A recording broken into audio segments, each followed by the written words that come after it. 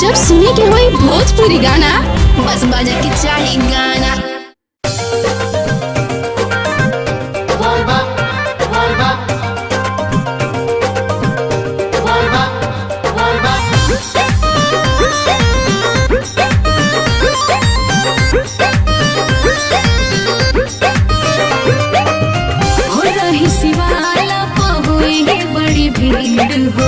कैसे तू चिन्हवा लागल फिकीर हो हो रही शिवाला पहुई बड़ी भीड़ हो कैसे तू चिन्हवा लागल फिकीर हो। हर गेरुआ कलर लिखल बोले बम पर जवन दिल बन के अच्छा जल ढारी कर जान उहे वाला साड़ी पहिन के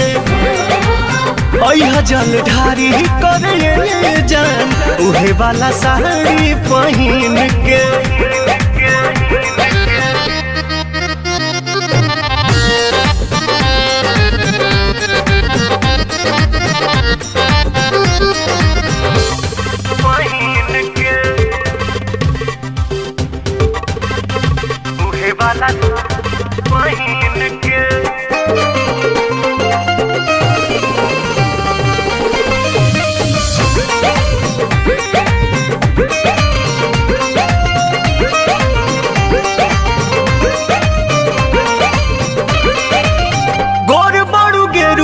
कलर तोहने खोली कहली हटी करगरी चंदन के गोली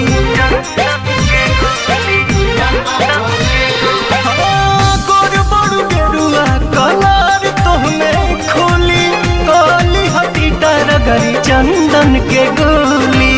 सावन महीना जब से चढ़ गइल बा भक्तिया भाव दिल में भर गइल बा मंदिर के फेरी तू लगई है बच बेरी अपना नमुरी पगिन के जल ढारी करे जान उहे वाला साड़ी पहिन के। अच्छा जल ढारी करे जान उहे वाला साड़ी पहिन के।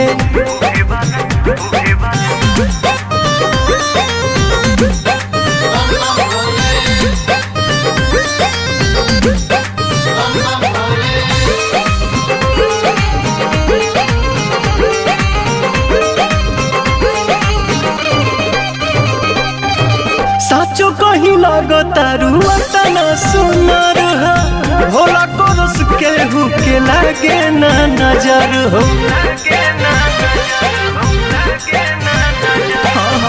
साचो कहीं लगता रुआ तना सुनर हो बाबा कोरस केहू के लागे ना नजर हो।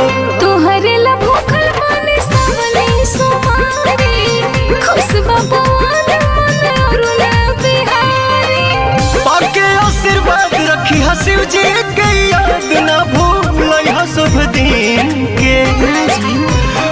जल ढारी करे जान उहे वाला साड़ी पहिन के। ठीक बा जी जल ढारी करे जान उहे वाला साड़ी पहिन के।